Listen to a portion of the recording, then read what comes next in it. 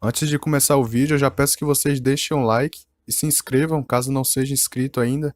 E se puder, deixe um comentário aqui que ajuda a aumentar o engajamento do vídeo. Continuando a história, tiozinho fala que há muito tempo atrás o submundo era totalmente diferente do que era agora. Havia ruínas por toda parte, as pessoas vagando sem rumo. Naquele tempo não havia como morrer de verdade. Diante daquelas ruínas se erguia uma fortaleza de aço. Aquela era a GT Technology. Quem o criou foi o rei do submundo e ele também criou aquele mundo. Uma pessoa misteriosa de um outro universo. Ninguém conhece ele, ninguém sabe os seus motivos. O rei do submundo usou seu poder divino para coletar a tecnologia de vários tempos e espaço, fazendo assim com que as pessoas que morrem em outros mundos vão direto ali pro submundo. Ele permitiu que as pessoas que morrem participem do seu jogo. Se você vencer o jogo, você vai ser recompensado com as cartas, mas se perder, vai ser eliminado completamente. As regras do jogo são simples e rudimentares, atraem as pessoas que estão morrendo, e o mais importante é que você consegue ressuscitar assim que coleta 54 cartas. Por um tempo, todos lutaram entre si por conta dessas cartas. O submundo antes já foi mergulhado ao caos na escuridão, mas isso durou só até um dia. Mascarado pergunta se o cara escutou o boato que a taxa de mortalidade dos novos jogos é de 80%. O cara fala que escutou, que tá cada vez mais difícil vencer neles. Uma pessoa chega ali e pergunta se eles são da gangue Zankui. O pessoal pergunta quem é aquela pessoa, invadindo a área deles assim, e foi naquele momento que o rei do submundo apareceu. Mascarado fala que já avisou pra ele, se continuar ali vai acabar com ele. O rei do submundo fala pra ele não ficar nervoso, ele só tá ali pra perguntar quem é o melhor entre eles.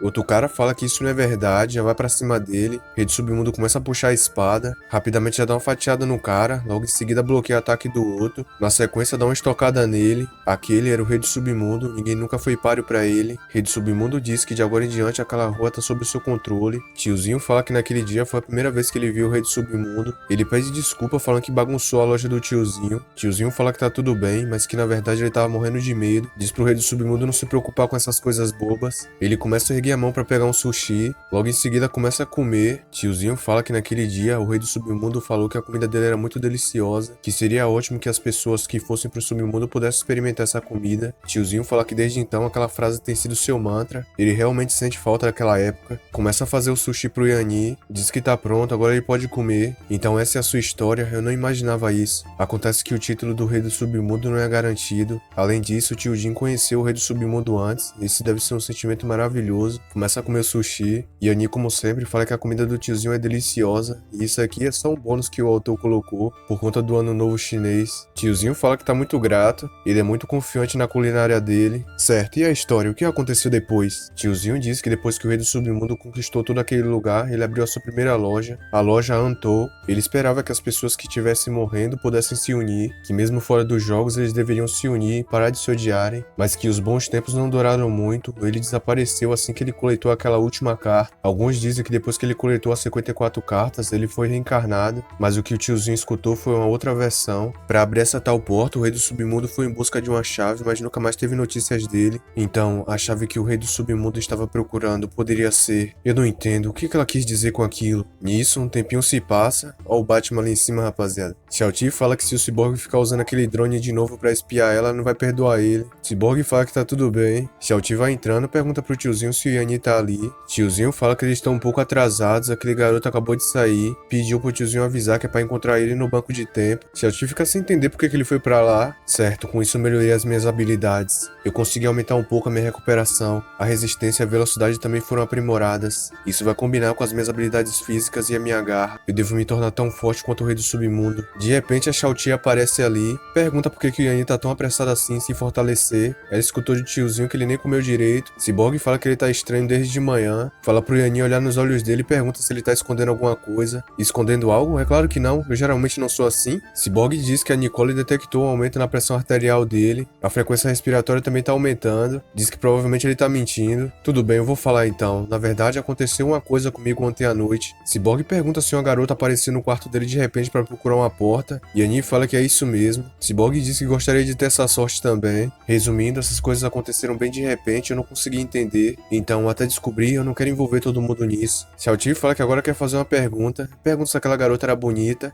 Se ela era bonita, Cyborg fala que a frequência cardíaca dele tá aumentando de novo. E Annie fica bravo falando pra ele ficar quieto. Voltando ao assunto, por isso que eu fui no restaurante pra perguntar ao tiozinho sobre essa porta. Mas a única coisa que eu sei até agora é que isso tem relação ao rei do submundo. Cyborg fala que tem uma ideia. Ele conhece alguém que talvez saiba sobre essa porta que ele tá procurando. Sério, você conhece alguém? Quem é? Enquanto isso, em um outro lugar... Não, o dispositivo amplificador não pode ser colocado aqui. O sistema de suporte irá falhar. Cadê? Onde é que está? Essa não, tá tudo dando errado. Não tá aqui. Também não tá aqui. Eu tive uma ideia. Se o nitrogênio líquido for comprimido ao mínimo, isso pode... Cyborg começa a chamar ele. Começa a virar a cadeira do cara. Sim, esse braço mecânico tem um ótimo acabamento, mas é difícil dizer. Não deve ser muito útil. A técnica de soldagem é bastante impressionante também. Cyborg fala pro doutor que ele veio fazer uma visita. Mas o que? Quem são vocês? Eu não fiz nada, não me mate. O meu coração tá parando de bater. Doutor de repente cai no chão. Cyborg, o que aconteceu? Será que ele tá morto? Cyborg diz que isso é normal pra ele não se preocupar. O robô em volta fala que o indicador da alma do médico tá diminuindo. O desfibrilador deve reviver a alma. Começa a dar um choque nele. Na hora o médico acorda. Cyborg pergunta se ele tá bem. Doutor diz que afinal era o Cyborg que tava ali e pergunta o que ele veio fazer. Pede desculpas por ter assustado eles. Cyborg fala que aquele ali é o Dr. Young. Ele é incrível, já chegou até a cuidar das partes robóticas do rei do submundo. Doutor fala que isso foi no passado, agora ele é só um reparador. Também não é muito familiarizado com o rei do submundo, mas pelo que ele sabe, o rei do submundo é apenas um homem cheio de ilusões irrealistas. Doutor, você sabe sobre a porta que o rei do submundo estava procurando? Xiao-Ti pensa que ele é bem estranho. Doutor pede desculpa e diz que não sabe nada sobre isso. Afinal, nem o doutor sabe. Será que as pistas terminam aqui então? Um alarme começa a ativar, falando que uma sobrecarga de tempo foi detectada ali. Doutor diz que isso é impossível, por que tem algo assim no laboratório dele? Pergunta se o Cyborg trouxe algo com ele. Cyborg fala que não trouxe nada. Doutor, você tá se referindo a isso? Será que isso poderia ser a causa? Doutor pergunta onde é que ele conseguiu essa ampulheta do tempo. Xiao-Ti diz que se ela não estiver enganada foi Shirogami que deu aquilo pra ele. Sim, foi isso mesmo, embora eu não sei como usá-la, eu sempre carrego comigo. Doutor fala que é isso mesmo, Shirogami. Aquela ampulheta que tá na mão dele é usada pra selar o tempo. Se o portador conseguir absorver aquele tempo, junto dele vai vir as memórias e a obsessão da pessoa selada. Aquela ampulheta contém uma quantidade enorme de tempo, e se ele não tiver errado, aquele tempo pertence ao rei do submundo. Xiao-Ti fica empolgada, diz pro Yanni usar aquele tempo. Certo, mas como eu faço isso? Doutor fala que não é querendo desanimar eles não, mas é absolutamente impossível pra ele tirar o selo daquela ampulheta. A única pessoa, na opinião dele, que consegue desbloquear esse selo vive no paraíso. Yanni pergunta o que ele quer dizer com paraíso. O laboratório fala que o sistema de energia de experimento 2 falhou, o experimento foi encerrado. Doutor pergunta o que tá acontecendo dessa vez. Sai correndo e diz que ele vai estar ocupado agora, que não é pra eles assustarem ele novamente igual fizeram mais cedo. Mas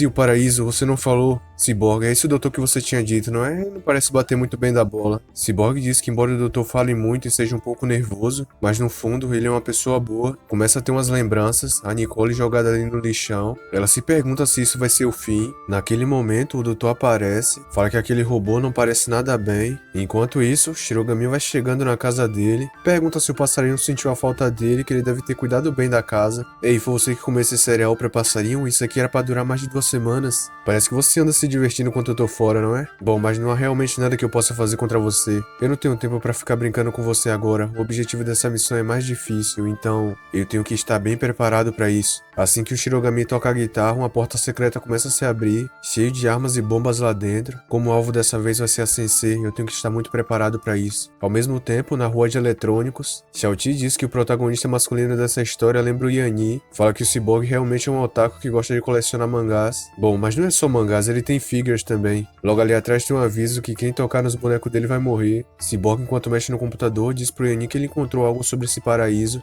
Então o paraíso se refere à área mais alta desse lugar. Então como é que vamos chegar lá? Cyborg fala que não sabe, tem poucas informações ali. Xiao-Ti diz que nunca ouviu falar dessa área mais alta. Ela tá ali há muito tempo e ninguém nunca falou sobre isso. Cyborg fala que é isso mesmo, que apenas veteranos como o doutor sabe disso. Certo, vamos deixar isso de lado por enquanto. Vocês estão com fome? Tempinho depois, lá no restaurante do tiozinho, ele pergunta se o Yanni e o pessoal quer ir pra essa área mais alta que é o paraíso. Eles podem ir pra lá se tornarem um imortal através do cultivo ou tiver tempo infinito naquele mundo. Dessa forma eles podem ir pro paraíso. Então você tá dizendo que lá vivem os magnatas desse mundo? Tiozinho diz que o paraíso originalmente era o jardim dos fundos do Senhor do Submundo, mas agora é aberto pro público. Comparado com as ruas do submundo é totalmente diferente. As pessoas falam que lá é como um paraíso. À noite ali, se você olhar pra cima, é possível enxergar uma parte do paraíso, mas infelizmente ir até lá tá fora do alcance deles. Xiao-Ti pergunta se então jogadores comuns não podem ir pra lá. Tiozinho fala que não, que existe uma maneira. Todos os anos, no festival, o jogo de exibição será realizado lá no paraíso. Quando esse dia chega, o Senhor do Submundo convida os jogadores que obtiveram ás de espadas. Dessa forma, eles podem participar do festival do paraíso. Para as pessoas que não têm muito tempo, essa é a única maneira. Cyborg diz que o ás de espada é realmente uma carta difícil de conseguir. Certo, eu já me decidi.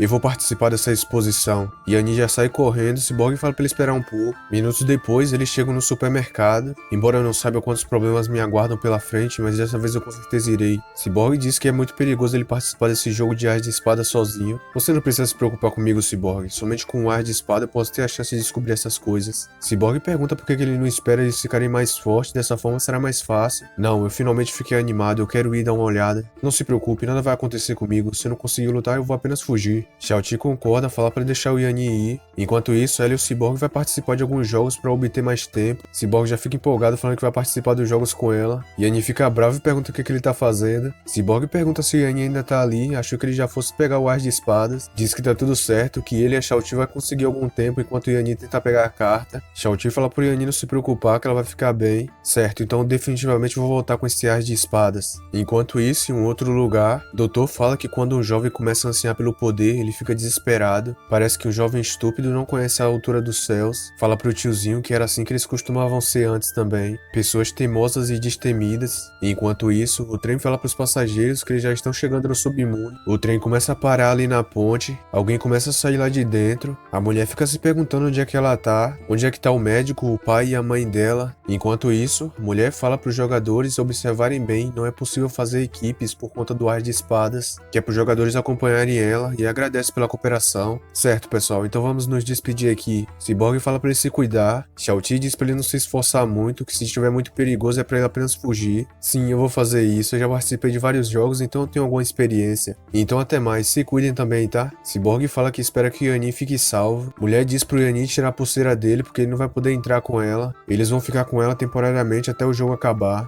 Parece que o jogo do ás de espada, as regras são rígidas. Mulher fala pra ele ir naquela direção que ele vai conseguir entrar no jogo. As recompensas desse jogo que recebe o ás de espada são as mesmas dos outros, mas esse jogo não parece ser muito comum. Será que eu tô me preocupando demais? Tigrezinho pergunta se ele deseja participar do jogo de ás de espadas. Certo, chega de enrolação, vamos lá. Mas o que tá acontecendo? A máquina tá me puxando. Nos outros jogos isso não acontece. Não era pra eu simplesmente entrar dentro do portal? O que tá acontecendo? Yanni de repente é jogada dentro do mar, começa a afundar na água. Mas onde é que eu tô? Pera aí, aquela pessoa, Yanzi, por que você tá aqui? Espere, pra onde você tá indo? Não vá, não me deixe. O que tá acontecendo aqui? Desse jeito eu vou... Enquanto isso, numa rua no submundo, Xiao-Ti fala que tá preocupada com Yanni, se pergunta o que ela deve fazer agora. Cyborg pensa que só tá ele e a Xiao-Ti juntos. Por conta disso, ele tem que fazer uma boa performance. Começa a imaginar os caras tentando atacar ela e ele dizendo que eles não vão conseguir encostar um dedo nela. Rapidamente, o Cyborg já manda os dois pra lua. Pergunta pra Xiao-Ti se agora ela acha ele bonito. Xiao-Ti, nos pensamentos dele, fala que é desse tipo de garoto que ela gosta. Bobão fica pensando nessas coisas e começa a rir sozinho. Fica gastando ali até umas horas. Xiao-Ti já tá lá na frente, ele fica mandando ela esperar. Xiao-Ti pergunta por que ele fica rindo daquele jeito, é estranho. Diz que na verdade aquele ali é o personagem original dele. Que ela lembra que o Cyborg conversava sozinho quando tava lutando lá com o pessoal no esconde-esconde. Cyborg pergunta se ela tá falando da Nicole e ele tava conversando com ela. Nicole é o sistema auxiliar dele que ajuda a lidar com situações difíceis que ele não consegue lidar sozinho. Mas a voz é apenas na cabeça dele e ninguém mais consegue ouvir. Além disso, ele fez um desenho de como a Nicole se parece na mente dele. Fala que imagina que ela é daquele jeito ali, igualzinha a Xiao-Ti. Xiao-Ti pergunta se essa Nicole é uma garota. Cyborg fala que é a primeira vez que ele mostra a Nicole pra alguém. Xiao-Ti diz pro Cyborg que é pra eles comprarem alguns itens e depois entrar nos jogos. Cyborg fala que não tem problema. Enquanto isso, dentro do esgoto, Shirogami e o passarinho tá lá dentro. Ele todo trajado nos equipamentos. Passarinho também não tá pra brincadeira não. Se eu quiser entrar furtivamente, deve ser mais seguro pelo portão do norte. Embora eu tenha que ir um pouco mais longe, a defesa ali é mais fraca. A cena corta pra Sensei, ela fala pra estátua do rei do submundo que ela já vai dormir. Deseja boa noite pra ele e que ele fique bem. Uma pessoa dentro da jaula fala pra ela parar de ser hipócrita. Se o rei do submundo ainda estivesse ali, ele nunca pouparia ela. A Sensei é uma pessoa sem vergonha, todos eles amam o rei do submundo. Aquela mulher diz pra Sensei que ela vai ir pro inferno, jura que ela será queimada pelo fogo do karma. No dia do julgamento, todos eles devem ser punidos. Sensei pergunta se ela tá falando do inferno e se aquela mulher esqueceu que é de lá que ela vem. A mulher fica olhando pra ela. Enquanto isso, lá dentro do jogo... Peraí, eu não sei nadar, o que vocês estão fazendo? Ah, ainda bem, parece que eu já fui teleportado pra dentro do jogo. Mas eu fui teleportado pro jogo antes mesmo de ver as regras. O que isso significa? É uma sala de de fuga. Uma pessoa que tá na sala do lado dele pergunta se ele tá acordado e se ele quer unir forças com ele. Parece que há outras pessoas aqui ao redor. Uma pessoa numa outra sala fala pra ele não tomar partido. Se ele ficar criando problemas desde o início, ele se tornará o alvo. Mas o que tá acontecendo? Eu preciso descobrir qual é a situação primeiro. O bonequinho de ventríloco aparece na televisão, dá as boas-vindas pra eles. Fala que eles devem estar confusos agora, mas isso não importa. Ele vai apresentar as regras do jogo. No momento, há 10 jogadores em campo, mas um deles tá fingindo ser um negociante, ou seja, o assassino. Hã? Negociante? O boneco continua falando que o negociante selecionará um jogador a cada rodada e uma bomba nuclear tática será ativada na cela do jogador selecionado. É isso mesmo que eles ouviram, uma bomba nuclear embaixo de cada cela dos jogadores. Pergunta se isso não é emocionante. Cada rodada é dividida em tempo de aprisionamento e tempo de liberação. A bomba será ativada no próximo tempo de aprisionamento. O que o jogador precisa fazer é encontrar o negociante e acabar com ele. E o jogo termina assim que 5 jogadores em campo morrerem. Então eles têm que se apressar e encontrar o negociante. Como essa é a primeira vez que todos os jogadores se encontram, nenhum adereço pode ser usado, ou seja, os itens. O mapa fora da cela será mudado durante o período de encarceramento. E o jogador que for espertinho e ficar do lado de fora da cela será morto. E se eles tiverem mais alguma dúvida, é só reassistir o vídeo. Por fim, desejo um bom jogo a todos. Nisso, a porta começa a se abrir. Vamos ver como é esse jogo. Mas por que tem um iluminado aqui? Yanni começa a dar uma olhada no cenário. Mas por que tem uma estátua do Buda ali? Esse seria um antigo campo de batalha? Yanni fica olhando para a cara do Buda. Essa estátua, isso seria uma dica que esse jogo tem a ver com religião? Alguém aparece e pergunta pro Yanni se ele escutou as regras agora há pouco. Há um vendedor entre eles, eles devem se apressar e descobrir quem é. A identidade desse vendedor deve ser forjada, o que pode expor algumas falhas e eles conseguem descobrir quem é. Yanni começa a olhar para trás. O cara fala que o nome dele é Sondai e pergunta qual é o nome do Yanni. Meu nome é Yanni e essa sua voz, você era a pessoa que estava do lado da minha cela agora há pouco? Uma mulher aparece e fala que se lembra daquela voz, aquele cara que estava do lado da cela dela também. Diz que o nome dela é Choi, da Coreia do Sul. Quando era viva, era modelo gráfica. Um carinha aparece e fala que o nome dele é Shusuke. É um japonês que trabalhou no escritório durante toda a sua vida. E as pernas dele é mecânica porque ele se machucou gravemente no jogo. Agora o corpo dele foi feito de ferro. Pessoa atrás dele fala que o sotaque dele é de Kansai. Shusuke fala que ele era de Osaka. O outro cara diz que o nome dele é Takamura, de Shizuoka. Durante a vida dele foi um professor de esgrima. Uma pessoa chega ali e fala que ele não se apresentou ainda. Fala que o nome dele é Billy e eles vão encontrar esse vendedor e acabar com ele. Um outro jogador aparece ali e fala que o nome dele é Bob. Billy pergunta de onde tá vindo esse som. Começa a olhar pra baixo. Bob fala que ele é de Londres, mas não é pra eles ficarem olhando pra ele, que se ele ficar com raiva vai morder eles. Um outro jogador já aparece atrás do Bob. Diz que o nome dele é Blake, de Manhattan, Nova York. Blake fala pro outro carinha ali na frente que parece que ele não é muito bom em conversar. Fala pra ele não ser tímido e contar quem é ele. O cara fala que o nome dele é Huang, de Hong Kong, na China. Shusuke fala que são 10 jogadores, mas ali só tem 9. O Coisa diz que agora que o Shusuke falou é verdade. Pera aí, eu tô escutando um choro? Esse choro tá vindo daquela cela ali. Será que alguém não saiu ainda? Alguém dentro da cela 0 fica chorando ali sem parar. E enquanto isso, no submundo, Shao-Ti tá comprando alguns itens. Fala que aquela poção de cura ali também é muito boa e útil. Cyborg fala que não há necessidade de comprar aquilo. Aquela coisa ali é muito cara e tem um gosto ruim. Além disso, eles acabaram de participar de um joguinho. Fala pra Shao-Ti não se preocupar que ele vai proteger ela. Shao-Ti não tá nem aí, já vai pegando a poção. Diz pro Cyborg que sempre vai levar uma dessa com elas, porque nunca se sabe o que pode acontecer. Cyborg diz pra ela não se preocupar que ele nunca vai morrer. Enquanto isso, Margicap tá ali perto, escondido, fala que encontrou eles. Voltando pro jogo, o Coisa fica surpreso depois que olha naquela cela. Diz que fez 3 perguntas pra ela. Ela diz que ela não sabe quem é ela, não sabe como chegou ali, nem nada. Se pergunta se essa é uma jogadora nova, mas por que uma jogadora nova apareceria ali nesse jogo tão difícil? Ei, não tire conclusões precipitadas, você pode acabar com uma força amiga. Vamos lá, deixa eu tentar. Ei, garota, não tenha medo, eu só quero te ajudar, tá bom? Fique calma. Ela diz pro Yanni encostar junto dela. Ela não lembra de nada que aconteceu ali, só quer ir pra casa e ver os pais dela novamente. Certo, não entre em pânico, você acabou de chegar nesse mundo, é normal ter uma amnésia. Você consegue se lembrar do que aconteceu antes desse mundo? Ela fala que não consegue se lembrar de nada, nem como é a família dela. Diz que não tá mentindo, ela realmente não sabe de nada. Certo, não precisa se forçar, o mais importante é você sobreviver nesse jogo, entendeu? O Coisa pergunta se o Yanni terminou de conversar com ela, que ela tá muito suspeita. Talvez ela seja vendedora disfarçada, que é pro Yanni sair do caminho e ele vai cuidar dela. Choi dá um tapa nele e pergunta se ele é estúpido. Como é que o vendedor se revelaria desse jeito, cometeria um erro tão grande como esse? Aquele ali é um jogo de arte de espada, não é pra ele ser imprudente. Coisa diz que aquele ali é um momento decisivo, se eles ficarem hesitantes, como é que eles vão encontrar o negociante? Mesmo que ele cometesse um erro, ele estaria apenas tentando eliminar a resposta errada pra todos. Você não se esqueceu que se 5 jogadores morrerem, nós perdemos o jogo, não é? Você quer dar um ponto assim de graça pro negociante? Shusuke fala que é isso mesmo, embora aquela garota seja suspeita, não há nenhuma evidência conclusiva que ela seja negociante. Takamura diz que logo no início ele quer causar problemas, pergunta se ele não tem medo de ser o traidor. Coisa concorda, fala que ele foi muito imprudente e aceita as críticas. Ele estava apenas desconfiado, mas isso acabou criando uma comoção. Eu acho que todo mundo tem dúvidas, mas se 5 pessoas forem eliminadas já era. Vamos criar alguns pontos, cada ponto duvidoso conta como um ponto. Se alguém acumular 3 pontos, temos que ter cuidado com essa pessoa. Billy fala que essa é uma ótima ideia, dessa forma há espaço para erros. Todos devem entender que o objetivo não é fazer com que todos duvidem uns dos outros. Se encontrarmos algo suspeito sobre uma pessoa, encontraremos mais problemas. Dessa forma, isso vai nos ajudar a manter as pessoas vivas e não dar uma chance para o negociante vencer. Joey diz que ele é bastante inteligente, nós temos que olhar objetivamente para o problema-chave. Bob pergunta então o que deve ser feito. Eu espero que todos possam observar e se comunicar uns com os outros. Não tenho medo de expor suas dúvidas, pelo menos todos terão a chance de refutar ou provar o seu valor. À medida que mais e mais pessoas contribuíram com informações, conseguiremos encontrar esse negociante. A seguir, todos prestem mais atenção aos jogadores ao redor.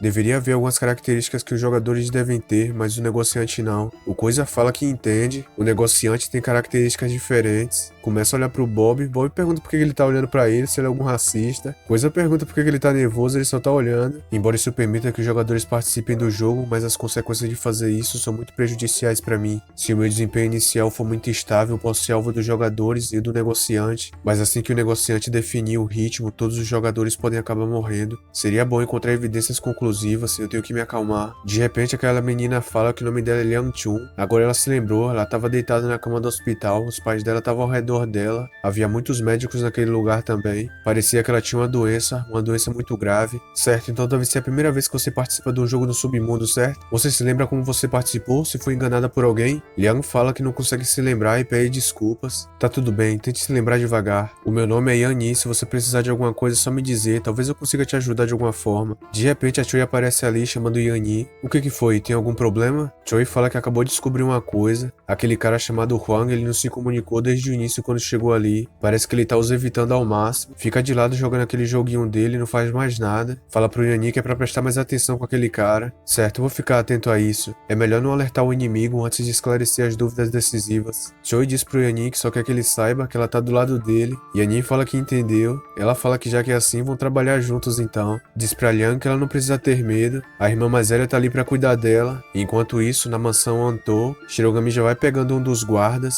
Fala que por enquanto tá indo tudo conforme o plano dele. Daqui a pouco ele vai se encontrar com a Sensei. O boneco fala que faltam 30 segundos pro tempo de liberação terminar. Os prisioneiros devem voltar imediatamente para suas celas. Quando a contagem decisiva terminar, a porta fechará automaticamente e a praça central será desfeita. Blake diz que parece que o tempo passou rápido demais. Choi diz pra eles voltarem, não tem mais nada que possam fazer agora. Yan Yi começa a olhar pra trás, fica olhando pra Liang ali encolhida. Isso é estranho, por que eu tô me importando com essa garota? O boneco diz que o mapa tá sendo desfeito, que é pra eles não tentarem sair da cela sem autorização. Até agora, o negociante não expôs nenhuma falha. Então, qual seria a diferença do negociante e do jogador? E o que exatamente as regras querem dizer com dicas? E por que eles falam que vão desinfectar lá fora? Eu realmente não tenho a menor ideia. Isso é mais difícil do que as questões do vestibular, parece que eu tenho que mudar meus pensamentos. O boneco aparece na televisão, fala que tem boas notícias pra ele. O negociante já escolheu o candidato pro sacrifício. A explosão será ativada durante a próxima prisão. O boneco pergunta se eles estão ansiosos pra ver quem foi selecionado. Eu não acho que eu fui selecionado no primeiro turno. Certo, agora eu vou sair pra dar uma olhada. Mas cadê o mapa? O local, ele mudou completamente. Um lugar que parecia a guerra medieval acabou mudando para um cenário de guerra. O número da minha sala não mudou ainda, continua 7. Essa não, poderia ser. O pessoal começa a olhar para uma sala. Billy fala que essa foi uma má sorte, a sala dele foi escolhida. O Coisa fala pra ele ter a mente aberta com relação a isso. Billy diz, finalmente, essa vai ser a súbita saudação de alívio. Quando ele estava no mundo humano, ele passou a vida como um soldado, pensando que tudo estaria resolvido assim que ele morresse no campo de batalha. Não esperava que houvesse um submundo e ainda esses jogos. Há muito tempo ele esperava por esse momento, mas não que fosse desse jeito. O Coisa diz que não esperava que ele ficasse tão calmo. Billy fala que ele apenas quer ficar sozinho, começa a ir pra sala dele. Coisa diz que ele é um grande homem.